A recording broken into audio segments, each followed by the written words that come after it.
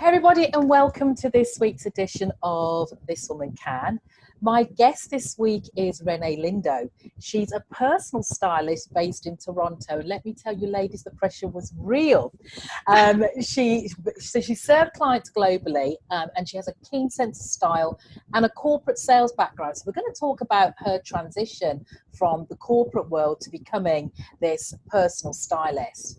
And she's perfectly positioned to guide professional women on their style journey so they can show up as the best version of themselves. So I can see this is going to be a fabulous conversation. So Renee, welcome to This Woman Can.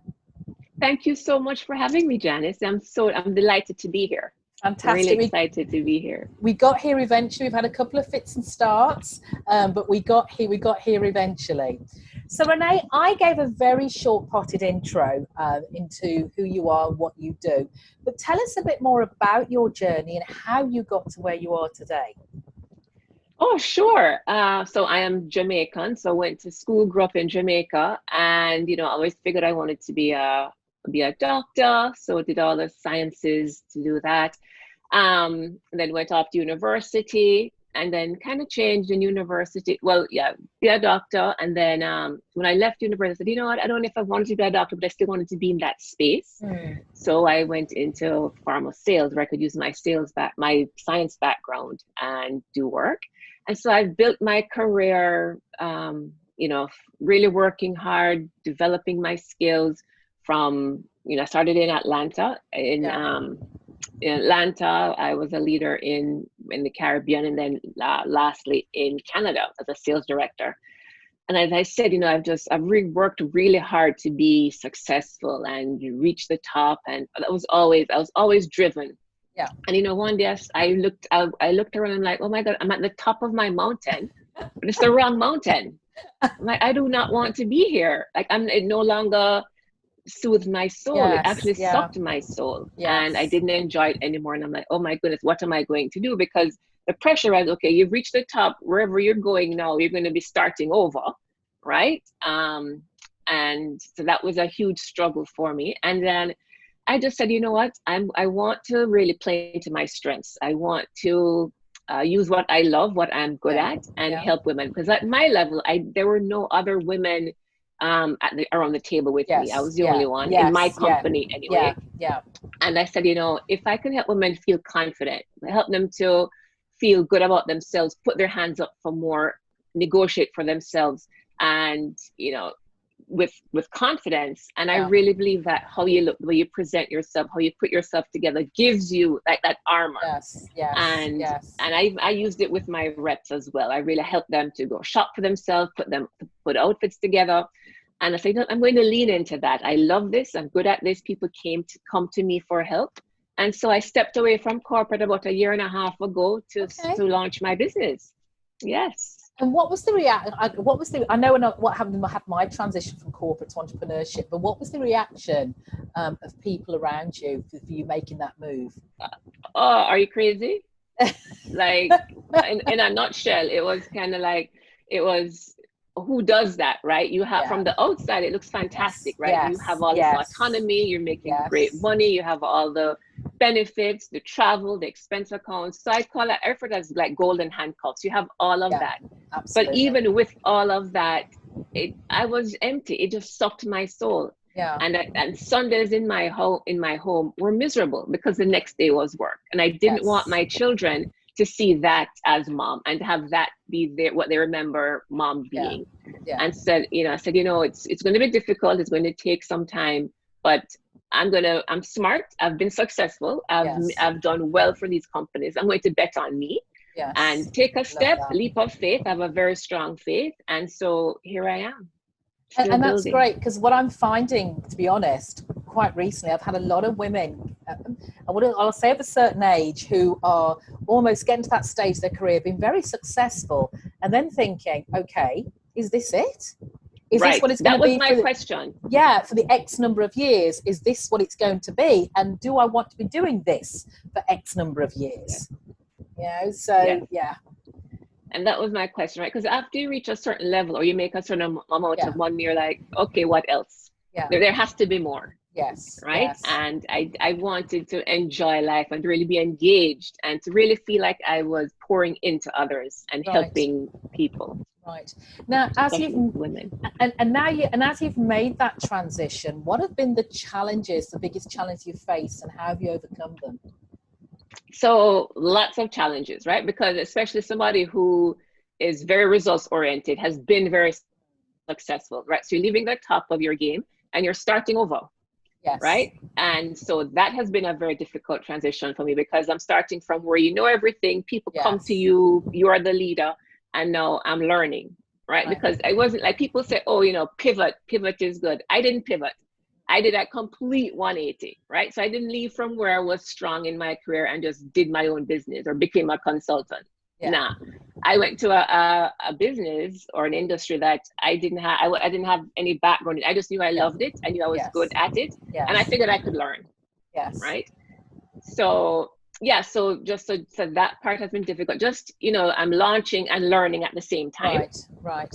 which has been challenging, and also creating my audience, right? So I'm Yeah. creating a new audience, learning, creating a new audience, really getting my skill and level up to where Yeah. I'm becoming a thought leader and expert. So Yes. that has been part of the process, and Yes. yeah, so that's been challenging. But what I asked about what I've learned. What I've learned is that I can learn, right? I have learned that I have a growth mindset, and something that I talked about in corporate as well, being able to have that Yeah. growth mindset and to know that, I don't know this, but I'm either going to engage someone who does so that they can teach me, Yes. or I'm Yes. going to figure Yes. it out on my own, or whatever that is. But to know that I can learn Yeah. really Yeah. has Yeah. been a big thing for me. Yeah. And have there ever been times where you've doubted, you may the confidence, you feel a bit shaky in the whole process? And Oh, for how sure. have you got around that?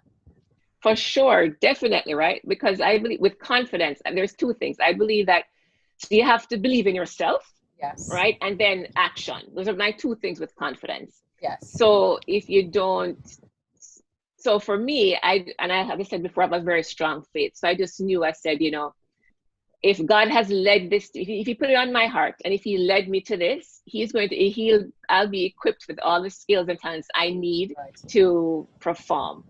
And so I have that.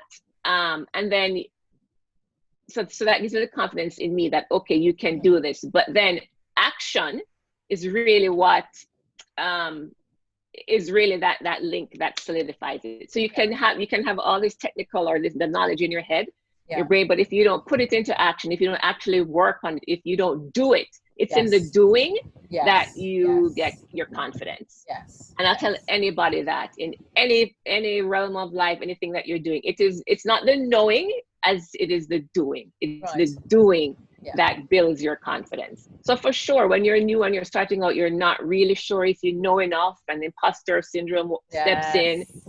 But it's with the doing, right? You may not know enough, but you start somewhere, right? Right. And that's an important point as well, to be able to, I'm going to put it out there. I'm going to give it my best shot, and you start and you do. And from that, you learn, Right. right? And you Right. keep Right. getting better. It Yeah. gets easier. Yeah. Yeah. Yeah, So when you take your best shot, sometimes we take our best shot, and sometimes it doesn't quite work out the way we want it to do. So absolutely. how do you rebound from that? Um, I see I see my failures, or I don't like to say failures, but my lessons, really Yes. as lessons, right? Yes. I really look at it, and maybe it's from corporate as well. I try to do a debrief and said, okay, what did not go right here? Yeah. What Yeah. am I learning from Yes. this? Yes. What could I have done better? How could this be fixed? How could it be more efficient? And all of those questions. And then I pray again. I'm like, okay, Lord, is this what I'm supposed to be doing? Is this right? I pray and I get quiet and I try to listen. But it's really about assessing the situation and saying, okay, and I really take them as lessons learned, Right. and then move on. And I think the trick also is that you do it again, even though it didn't work out. You still do it again, Yeah. right? And you try to make tweaks to make it work and make Yeah. it be better. Yeah. Yeah. It's like that old school, like that childhood coming to my mind that used to say that if at first you fail, try again, or Yeah, something, or if something at like first that. you don't To succeed, see, that's it, and try again. that's Yes, the one. I knew it yes, was in there somewhere. yes, That's the one. That's the one. yes, So yes. Renee, if you had to start over from scratch, knowing what you know now, what would you do differently? Yeah, so I think a few things. What I would do differently is I'd be working my business while I was employed, Right. right? I would be developing my audience, Yeah. building out my personal brand, Yeah. talking about what I'm doing, developing my skill, learning the business while I was still employed. Yeah. Because then you have a certain level of comfort in terms of you Yeah. still getting your salary, Yeah. right? That just was not an option for me at the time. I had reached the point where I'm like, I just cannot take it mentally. Yes. I knew that Yes. I didn't know what my plan was, but I knew that this was no longer my plan, Yes. Yes. I've right? been And there. I've been I, there. yeah, okay, perfect. But sometimes I sit and I feel like I'm crazy because, like, so you don't have a plan and you left your big job. Where what kind Yeah. of Yeah. nonsense is that? But it just gets to a point where sometimes you just have to make that decision, right? You Yeah. just have to, you jump, you're faithful, you know that you have confidence in yourself that you Yeah. can figure it out, and you go with it, right? Yes. Yeah. Though Totally I agree don't with you. recommend that as a overall for everyone. I think that, if you can, I think Yeah. a plan is great Yeah. and you Yeah. have, all Yeah. of those things in place. Yeah. That just didn't work for, that just wasn't my situation. I totally agree with you, because when I think back to when my situation was, it was like I just had enough. Like you say, it was just like, it's just time. And the only thing I knew was that I couldn't be doing what I was doing. But what the plan, Yeah, what came next, I didn't know. And like you right. say, in hindsight, I kind of wish I had a plan, and Yeah, kind of semi-starting something, but wasn't definitely sure on it. And I know I've right. swerved a few times doing what I'm doing till I found Yeah, what was the right. best fit. Yeah, But I suppose sometimes there's solace in knowing what you don't want. yes, Someone can yes, be just as clear. That can be yes. just as clear or as useful as knowing what you do want. That's a very good point, right? Because when you know what you don't want, then Yeah. your options, because you're able to refine and really get Yes. clear on what you do want, right? When you take Yes. those extras out of the picture. Yeah. Yeah. Yeah. Yes, It's I agree great. with you. I So, agree. so you mentioned when you were in the corporate world, Renee, that you were the only woman sometimes around the table, pharma industry, medical sales, Yeah. and dare I say, maybe the only woman of color Oh, as well. absolutely. Oh, Absolutely. yeah. So yeah, Oh, so we for know sure. the challenge can be real. Oh, yeah. So what advice would you share with women who find themselves embarking on their own leadership careers, their own journeys, and entering that kind of environment? Excellence has to be your benchmark. You just have to know that you're gonna have to work harder. You're gonna be better, Yeah. right? And that's something that I always held for myself. That excellence was my benchmark. I I worked harder. I always went extra because I was developing my brand, Yes. right? Yes. Who I am, who Yeah. they can depend on, the kinds of projects that I would be available for. Yeah. And it's really about being excellent, being thorough, keeping your word, going the extra mile, just being excellent however you can in your scope. I think really is something that women need to really keep in mind and have as something that they need to take on as well. Right, right. Now, we talked about confidence, and I work a lot of women where we're talking about leadership and confidence and stuff like that. But talk to me a little bit more about how clothing. You see, I have a love-hate relationship sometimes when I really think about it.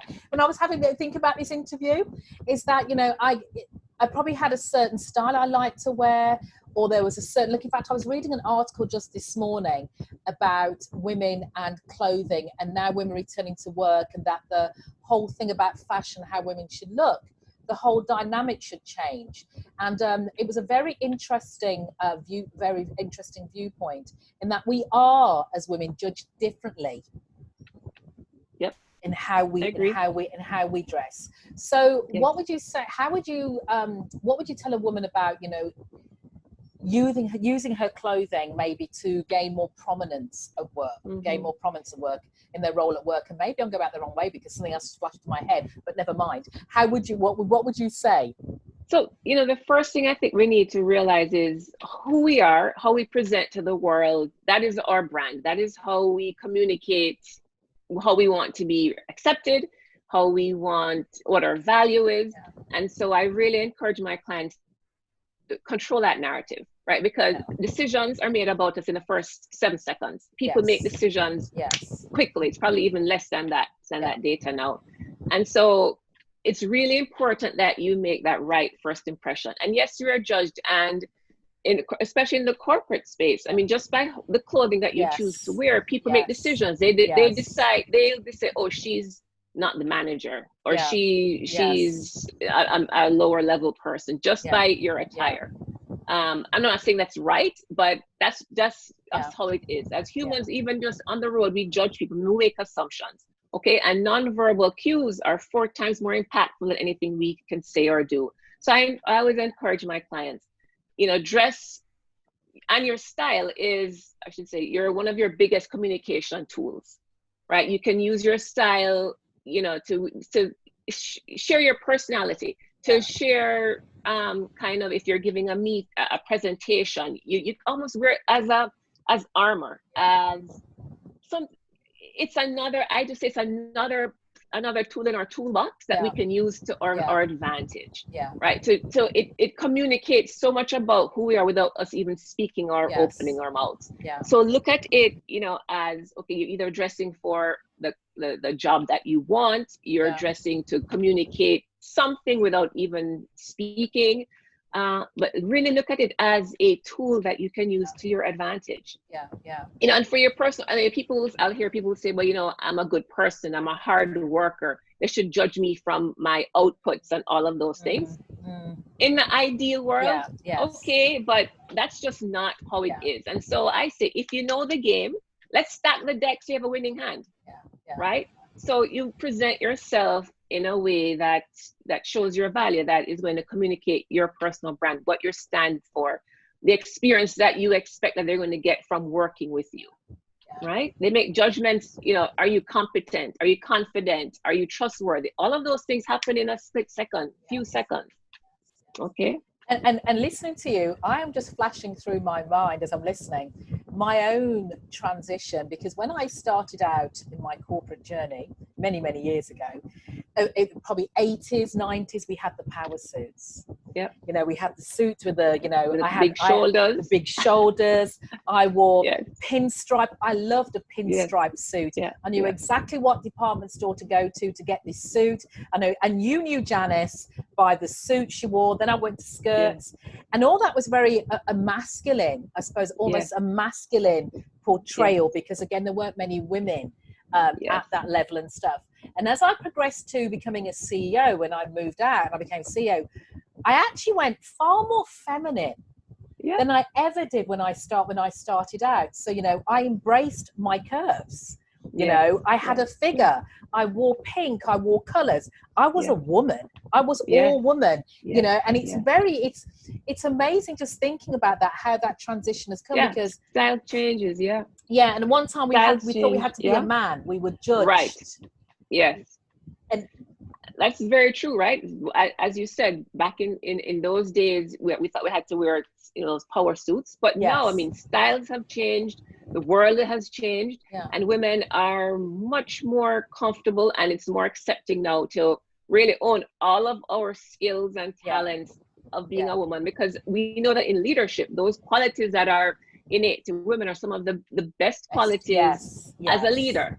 Right? Building relationships, networking, some of those softer skills are really so important that come easier for women. But so now style has changed. Women are wearing dresses, they're wearing color, they are communicating their personality with the clothing that they wear. So for sure, even at higher levels, they're wearing color suits in bold colors, wearing, but you'll still look professional, not in a suit, but you're still professionally attired and appropriate. Definitely. So styles change with the how we live. Definitely, definitely. So Renee, share with us a success quote or a mantra that you use and why it's meaningful for you. One of the quotes that I love is, "You miss 100% of the shots you don't take." Right, and that's Wayne Gretzky. Yes. And that is, I mean, it is what it is. You have to take your shot, or there's nothing there. Yeah. Right, or the answer is always no. So, and even coming from a sales background, right, you have to ask for the sale. Yes. And yes. I find when I talk about sales, people kind of they cringe or they hear stand up on the back because nobody likes sales. They hate sales people or they're afraid of sales.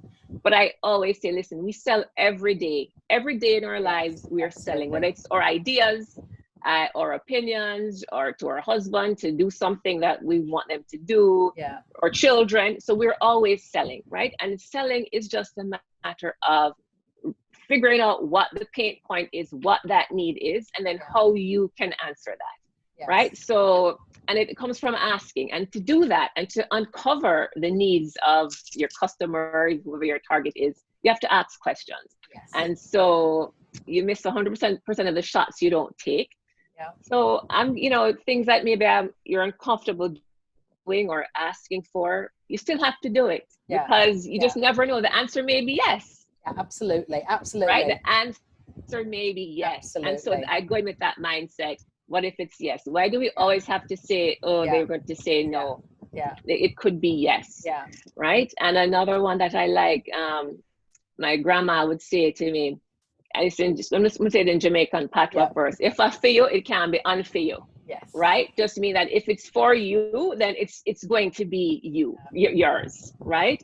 Nobody can take it away from you. It's going to happen. So I say that always. If I feel honestly, if it doesn't work out, that wasn't yours. That wasn't for you. Something else is on the way. Something else is coming for you.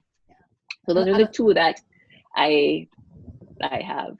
Fabulous. And I love what you talked about the asking, because what I always say to people is that, if you ask and the answer's no, then you're no worse off than you actually were at the beginning. Exactly. So the answer was no then before. Was no, exactly. Well. Exactly. Absolutely. And you say that, and I have to say this because in corporate, when I was, because I interviewed a lot of people for my roles, and when it came to negotiations, I always encouraged people in any job situation to always push back and ask, especially if it's for your salary.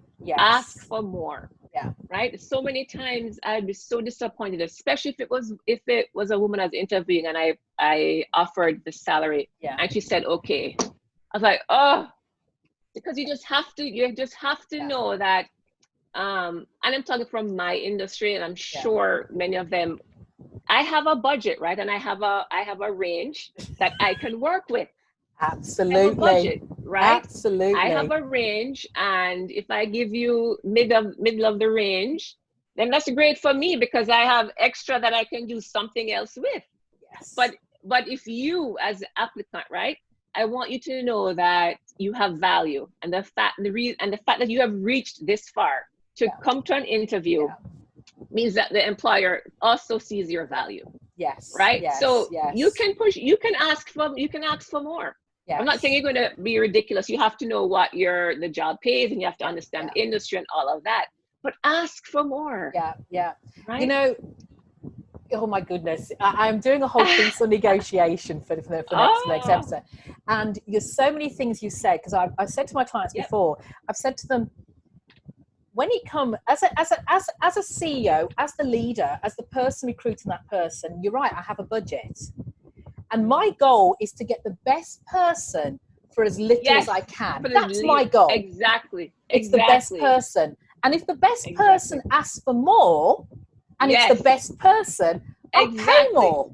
Exactly. But my ulterior motive is always to get the best for less. Best for less. Yes. That's you have a it. bottom line, right? You have a bottom line, you have shareholders, you have stakeholders, whatever that is. Absolutely. Right? So you want to get the best for the least you can pay. Absolutely. So And Yeah, and I the agree with you. impact for the impact the person not asking, especially for women, it has so many repercussions down the line. Oh, so With your many, and bonuses, especially, pensions. yes, Oh, yes, especially for a young woman starting out yes. her career, Yeah. because your jobs, your subsequent jobs, Yeah. all start from that first pay, right? Yes. Which I hate, Yeah. but they'll start at, it's a percentage above what Yeah. you were Yeah. getting paid. Or Yeah. if you go to a job, they'll ask Yeah. what were you getting on the previous job, which I hate that Yes. question, right? Yes. So Yes. everything is pinned to that first job, Yeah. right? Whereas a man will come in and he's going to ask, usually they're going to ask for more. Top. But Yeah. Yeah. we women feel that we have to, all the boxes need to be Yeah. checked Yeah. Yeah. before we can even apply for the job. No. And Johnny is going to see 5 and say, oh yeah, I can do it. Yeah. Yeah. I Right? always looked at a job advert, and when it had a range of salary, I always asked for the top. To the top. Can Yes, because absolutely. it's for you to talk to tell me Absolutely. why I can't have Yes, it. I'm telling you why I can, because I've presented myself here. Exactly. Exactly. I love Exactly. that. Yeah, We could talk for I hours on that completely piece. agree with you. Yes, yes, yes. So Renee, with all that now, and what advice would you give your teenage self? You talked about going into medical and stuff like that, you know, doing the sciences, being a doctor. But what advice would you give your teenage self now, looking back? I would tell my teenage Renee to really think about what you love and lean in to what brings you joy, what you truly enjoy. Yeah. Because when I think back now to when I was a teenager and growing up in Jamaica, and it hasn't changed now. You're kind of, you pick your path for O level Yes. and Yeah. GSAT, Yeah. not GSAT, but your GCE Yeah. from Yeah. young, right? Yes. And then Yes. from your 12 or 13, you're just doing the sciences. I've never done an accounting class. Never. I've never. So I have none of that knowledge, and I wasn't even exposed to it to know if maybe I would like it. But because I was good at school, Yeah. and because I studied hard, I said, "Oh, I'll be a doctor." And it was always an encouragement. Yes, you're bright, so be a doctor, right? There was not a lot of variety, and well, you could do this, or what about let's try this? You may like this. So if I was exposed to maybe something in fashion, something in style, if I was exposed to more of that, I think I'd say, "Oh, this is what I want to lean into." But it wasn't. So as a teenager, I would say, really spend some time thinking about what you love and do what you love. Yeah. True. I Yeah. like that. I like that. Yeah. I like that.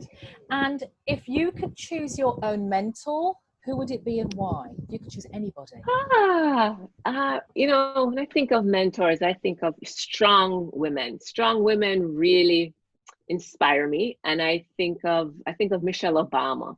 Yes. And I don't know her very well, but the image that I see, because we really don't know people, right? We see the image that's portrayed in the Yes. public and the media, and what I see, I like. I like that she's smart, she's confident, she's not afraid to share her thoughts. As different as they may be, she's very strong and believes strongly in her upbringing, and family is important to her. So all of those things I find so powerful, so inspiring. She would be, yeah, definitely. I'd imagine someone I'd like to speak, to sit down with, and kind of find out, just how she did all, because that was a lot for her to do and be and still be mom. And I hear stories like she would tell the maids in the White House, don't make the teenagers her daughter's beds, and they're like, but that's a part of their life skills. They need to learn how to make their bed, which I so respect. And like, yes, this is amazing. This is exactly what needs to happen in this world. So Michelle Obama is high on my list, and Oprah, of course. I love Oprah. Oprah. Both very grounded. Yes, seem to be very and that's grounded. what it seems. I think that's what it is too, right? They're up here, but they're real, right? Their feet are on the ground, and they have strong principles and values that they still adhere to, even with all of their exposure and pomp and notoriety. They still seem to remain true to who they are. Yeah. Fantastic.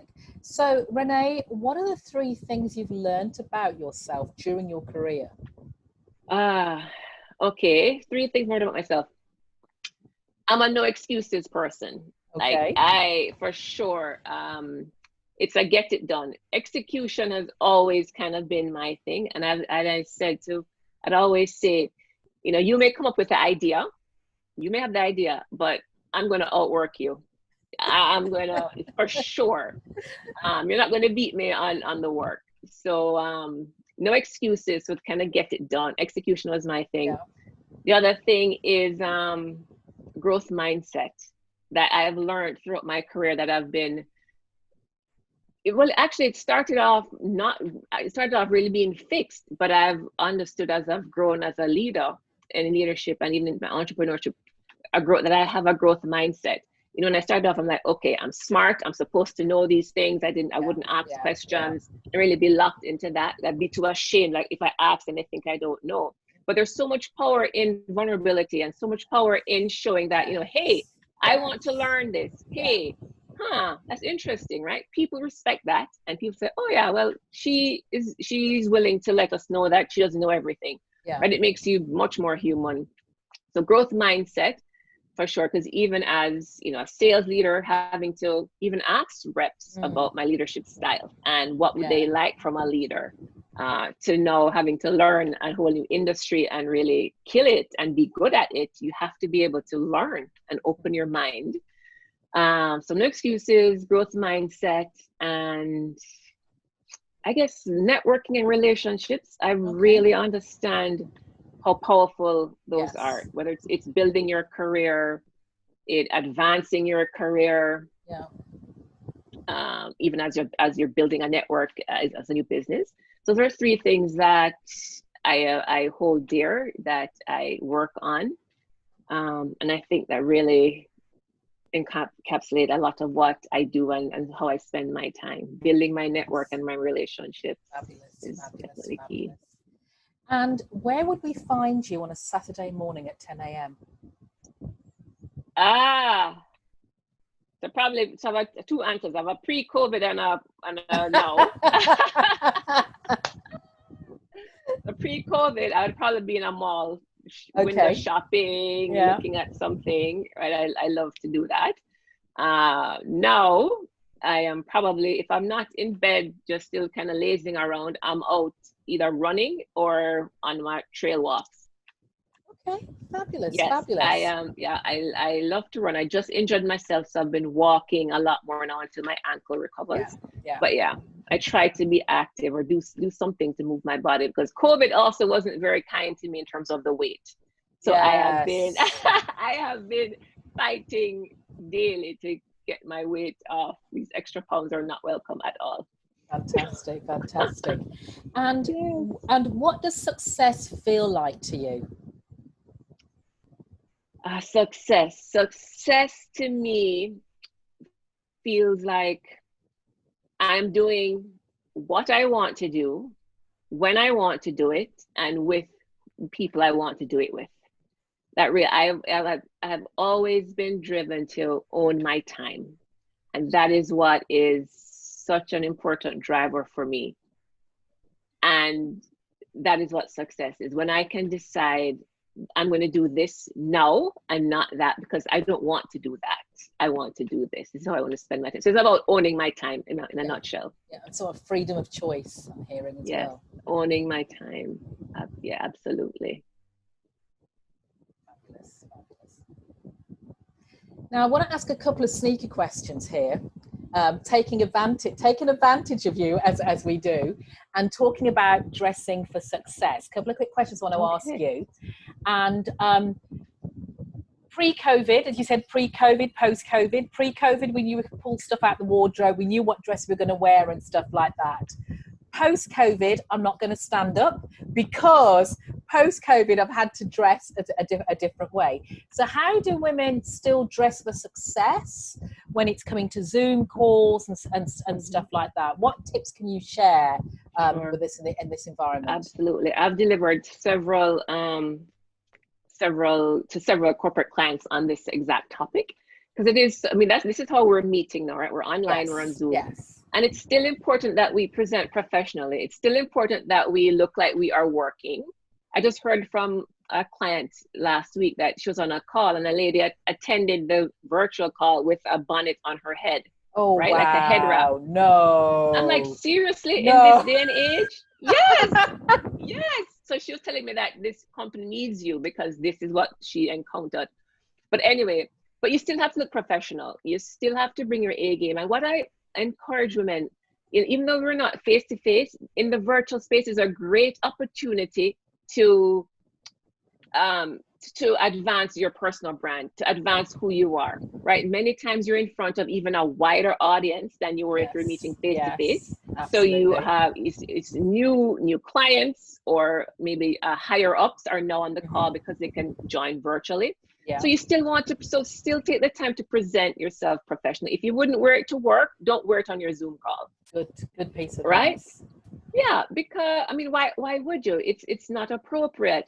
And a key is that you also have to understand what your industry and your company culture in terms of dress. Yeah. So in terms of Zoom calls, I encourage color. Color brightens your face. It makes you look alive. You stand out when you're on these Zoom calls and there are like 10 black boxes. Yes. Right? You stand out, and you also don't want to blend in with your chair that's behind you. So you stand out. It gives you opportunity to make your point. Well, you're standing out. It gives you opportunity to make your point, to be seen and heard, right? And people remember you, right? So you make an impression. People remember what you said. They're seeing you. They're putting the face to the voice, and you're building your personal brand. And people may say, oh, it's not as important. We're just on Zoom, but it is. People remember, right? Then they're seeing you. And this is how we're communicating now. Yes. So I encourage you to wear color. If you can, if your industry allows, you can wear statement jewelry, maybe one piece. Maybe it's a statement necklace. Maybe it's statement earrings. You probably don't want to do both because they can be too much. Yeah. Or stuff that makes noise. If they're jangling, that can also be distracting. Yes. So I encourage that. So wear color statement jewelry. Your backgrounds, be careful about your backgrounds, right? You want to know what's I've been on calls where I have where I've seen piles of laundry over there, or a bra hanging on the bed frame because they're in their room. People don't want to see that. What else? So I think those are some of the few things. Wear color, your jewelry. And something else is, I know some women don't like to wear makeup, and that's fine, but even a 5-minute face works wonders on virtual calls because the lighting, right? So remember, you need to sit with the light in front of you, whether it's a ring light, your natural light, whatever you have in front of you. And many times when you do that, and just just being on video, all that light, it can drain you. Absolutely. Okay. And then you end up looking tired, or really not looking your best. So a 5-minute face, a little concealer if you need, little concealer, blush, and lip gloss. And I'd say even a little color, pink or something on your lips. It really does a world of difference. Yeah. And I totally agree with you. As I am doing a lot more virtual work and doing the podcast now for video, and because I was talking to you today, I had to make a little bit of effort. And you're right about just a touch of powder. I'm not a big makeup person, but a touch of powder and a bit of lip gloss. And I can actually, I said to my husband, it actually does make a lot of difference. I look much better on camera. Yes, and it makes a difference in how you feel. Yes. Right? Yes. It makes a difference also in how you feel. So I've always encouraged throughout this time of lockdown and people working from home, and they'd people roll out of their bed and just have PJs on. It changes your whole psyche. When you get dressed in the morning, you're in the mindset, you're more focused, you're in the mindset of work, and you're also more productive. There's data that supports that. So I really encourage you to get dressed. Fantastic. Get dressed. Fantastic. Yes. Thank you, Renee. That was really, really useful from a personal view as well. So that was really, really useful. So if women would women would like to connect with you or get in touch and know more about what you do, how can they do that? Yes, so I'm on LinkedIn. That's my place. So connect with me on LinkedIn. I love connecting with women on LinkedIn and supporting as I can. So it's linkedin.com/in/Renee Lindo. And I'm also on Instagram under my Let's Get Dressed Now, which is my company. So I'm at Let's Get Dressed Now. Fantastic. Yes. And I'll be sure to leave all your contact details in the show notes. Awesome. Thanks, Janice. This was awesome. So Thank you for having me. No, you're welcome. Thank you so much for being my guest. I have learned lots. And for Awesome. any all the listeners, I follow Renee on LinkedIn, and she has lots and lots of great information, things you wouldn't have thought about before, and stuff like that. Awesome. Yes, so definitely follow on LinkedIn and Instagram. Renee, thank you so much for joining me today. Thanks, Janice.